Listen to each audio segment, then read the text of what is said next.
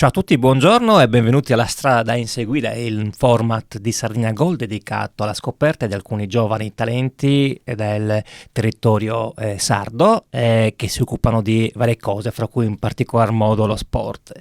Oggi abbiamo il piacere di inaugurare questo format con Filippo Magia, combattente di Taekwondo e membro della nazionale italiana. Ciao Filippo, benvenuto. Ciao, grazie. Grazie a te di essere qui. Filippo, come hai iniziato a praticare il Taekwondo? Allora, diciamo che non è stata una scelta completamente mia, perché mi ci sono ritrovato in pratica. I miei nonni hanno una palestra che nasce come scuola di danza.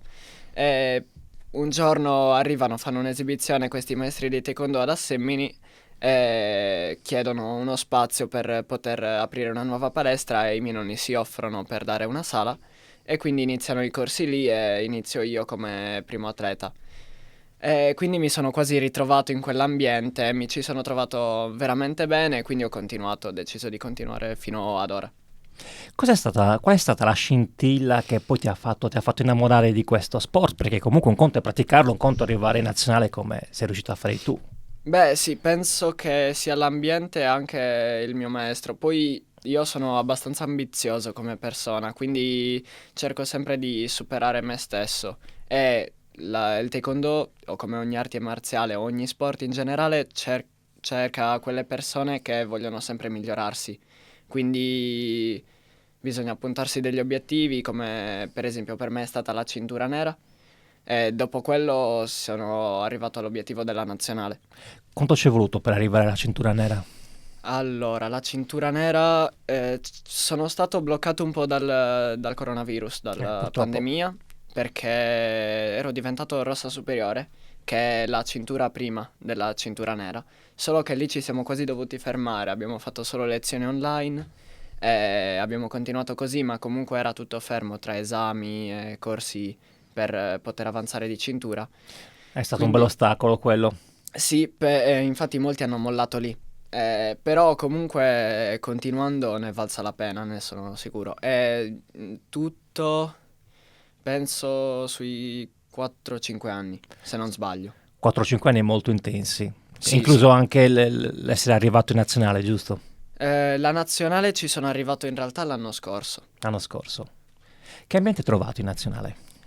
Allora, è un bell'ambiente, perché, cioè, anche se ci incontriamo poco effettivamente, perché non possiamo incontrarci spesso e fare spesso raduni, però per esempio ci sono varie gare che sono obbligatorie per i selezionatori per vedere chi entra in nazionale o no. E lì ci incontriamo e c'è sempre un bell'ambiente quando siamo uniti tutti praticamente, non c'è mai nessuno che resta escluso. Tu lo ricordiamo, hai 16 anni Sì. e i tuoi compagni di nazionale quanti anni hanno? Allora, adesso dall'anno scorso, dal mondiale a settembre, hanno aggiunto anche i più piccoli, i cadetti, che sono dai 12 ai 14 anni, dai 12 ai 15, mi correggo. E quindi l'età si aggira dai 12 ai 30 e passa anni. Quindi sono un bel range Sì, sì. d'età. Raccontiamo un po' ai nostri ascoltatori in cosa consiste il taekwondo. Puoi descrivere quest'arte marziale? Allora, il taekwondo è un'arte marziale che nasce dal karate. È un'arte marziale coreana, nasce dall'unione tra una vecchia arte marziale coreana, quella più tradizionale, e il karate giapponese, appunto. E si basa, come tutte le arti marziali, su due aspetti principalmente. La parte più tradizionale della tecnica, che noi chiamiamo forme, e la parte di combattimento che è più sportiva. Ecco, cosa sono queste forme? Le forme sono un insieme di tecniche per simulare un combattimento con una o più persone disposte in una coreografia. Se ne fa una per cintura, per le cinture colorate, e poi se ne imparano tre per cintura nelle cinture nere. Ecco, so che tu non ami che si elenchino i tuoi titoli, ma tu hai raggiunto un traguardo importante nella specialità delle forme. Sì, Ce lo vuoi dire? nelle forme a squadre sono arrivato primo all'Europeo dell'anno scorso in Romania. Abbiamo vinto con la squadra, è stato veramente bello, anche perché è impegnativo allenare la squadra. Abbiamo avuto la fortuna di essere tutti sardi. Beh, cosa si prova a 16 anni a essere campioni d'Europa? Beh, Camminavi 20 centimetri da terra quando sei tornato. sì, sì. Il problema è stato che era organizzato un po' così, l'europeo. Cioè, mi sono trovato un po' male perché subito dopo la premiazione, che è avvenuta durante la pausa pranzo, avevo la categoria di combattimento e quasi non ho fatto in tempo a riscaldarmi per... Non hai potuto festeggiare adeguatamente. Sì, non ho avuto il tempo di realizzare di aver vinto l'europeo nelle forme a squadre, che già dovevo mettermi le protezioni e salire di nuovo sul tatami. Invece il combattimento come si svolge? Allora, il combattimento è simile alla kickboxing light, è a punteggio, non vale il KO. Infatti ci sono vari tipi di punti, ovvero i pugni sono un punto, che sia a testa o busto. Poi i calci, cambia il punteggio, se è busto sono 2 punti, se è alla testa sono 3 punti. Poi in base a alcune cose che si fanno vengono date ammunizioni o vengono tolti i punti. E se ti vengono tolti 3 punti sei squalificato. Infatti non ho a non togliere troppi punti. Cosa si prova quando si combatte? A livello di pensieri, si pensa? Sì, sì, sì, sì. Solitamente sì, poi ci sono alcune eccezioni a livelli molto alti. Solitamente il pensiero è su come si può svolgere il combattimento, ma non è un pensiero solo momentaneo, ma avviene molto prima. E il combattimento va Tu preparato te lo molto. programmi Sì, sì. e riesci poi una volta che combatti a mettere, ad applicare il programma che ti sei dato. Spesso sì, ma spesso bisogna modificare molte cose. Per esempio, con una persona magari ti aspetti che combatta in un certo modo, ma poi fa qualcosa di inaspettato e tu devi adeguarti istantaneamente, altrimenti esci di testa e non riesci ad andare avanti. Non riesci ad andare avanti. E quanto influisce il dolore fisico nel combattimento? Allora, dipende da persona a persona, perché ho conosciuto persone che per una minima cosa si fermano e decidono di smettere di combattere e poi li vedi dopo 2 minuti che stanno saltando, così andando in giro. Mentre invece vedo persone che subiscono anche traumi cranici e fanno di tutto pur di continuare il combattimento. Soprattutto a livelli alti questo succede.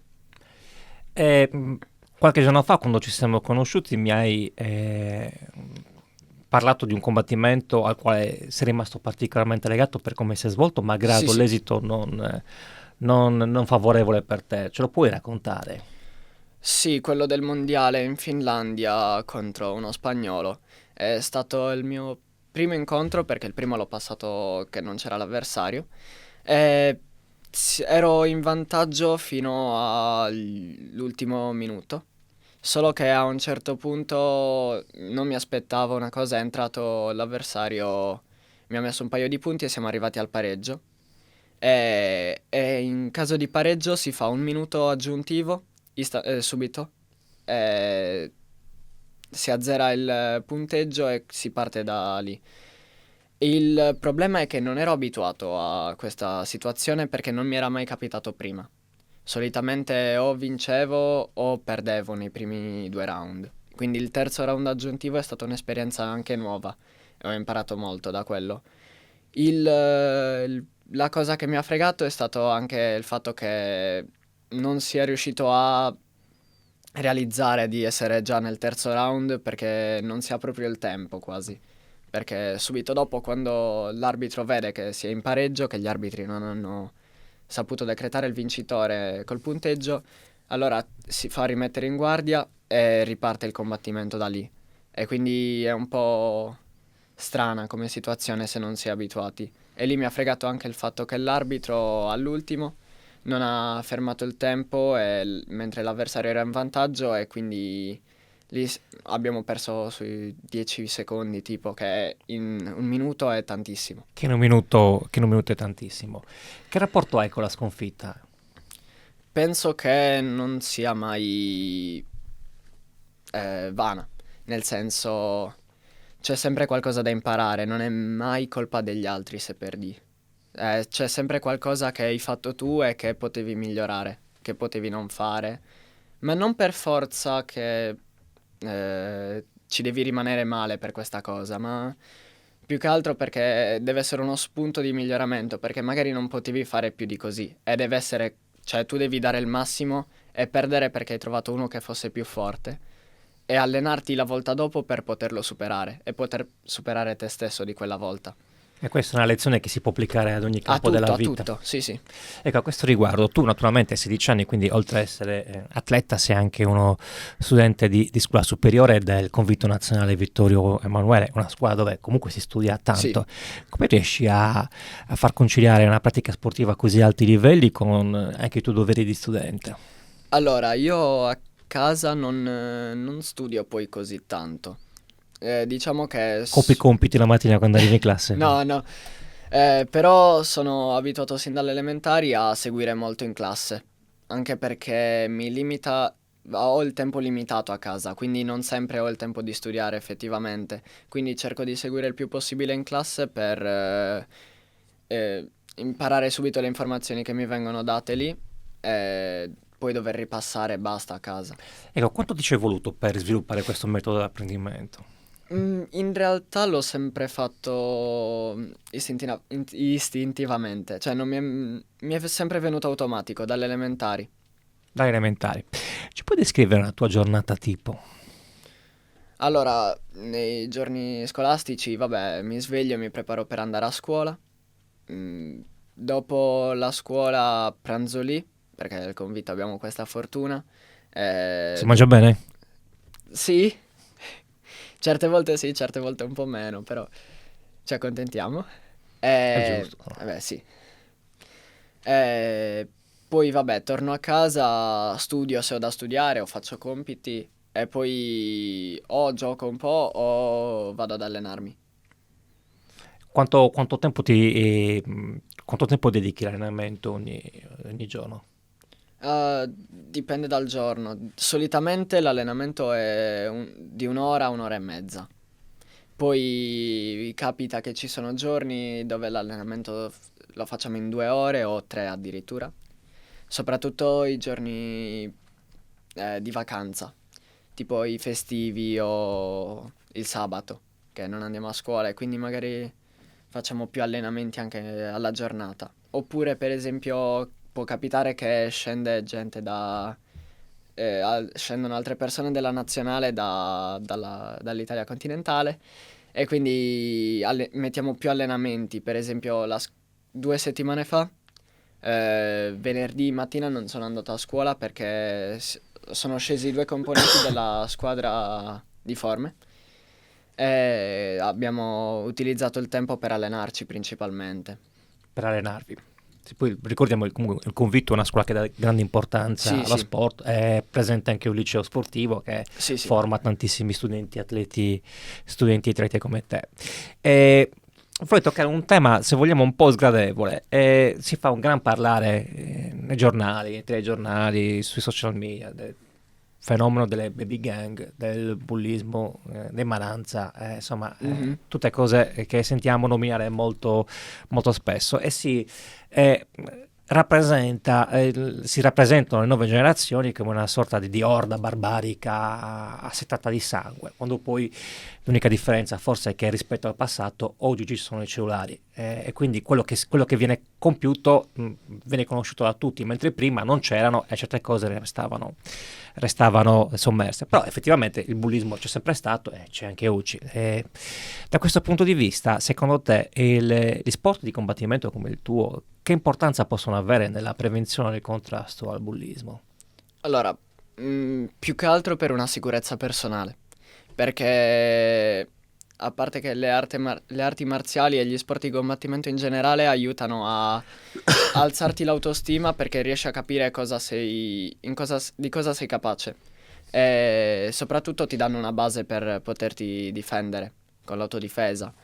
E poi solitamente, soprattutto chi pratica sport da combattimento non cerca mai il contatto fisico e la rissa, perché sa che come si può far male l'altro, ci si può far male da soli. E questi sono gli insegnamenti più importanti delle arti Sì, sì, marziali, se non sbaglio. assolutamente. Sì, c'è l'autocontrollo che è la base di moltissime arti marziali. Evitare sempre lo scontro fisico fino a che è possibile. Sì, anche perché se per esempio dovessi difendermi e dovessi dare un pugno a qualcuno, Solitamente si tende a non dare i pugni perché se si colpisce una parte dura rischi di romperti la mano, cioè sarebbe come darlo a un muro.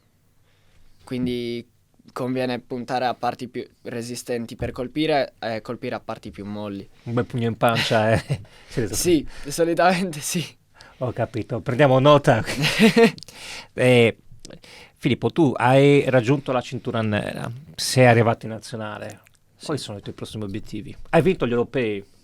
Quali sono i tuoi prossimi obiettivi? Beh, sicuramente adesso il mio obiettivo principale e anche il più vicino che posso raggiungere sarebbe l'europeo in Polonia tra una settimana. Tra settimana stai in Polonia per l'europeo. Sì, E quindi insomma noi facciamo il tifo per te e ti facciamo tanti auguri, ti ringraziamo di essere stato qui da noi e insomma speriamo di poterti ospitare per raccontare insieme l'andamento di questi europei. va bene, certo. Ciao Filippo, grazie, Ciao, grazie a grazie. tutti, grazie a Roberto Dessi in regia, a presto.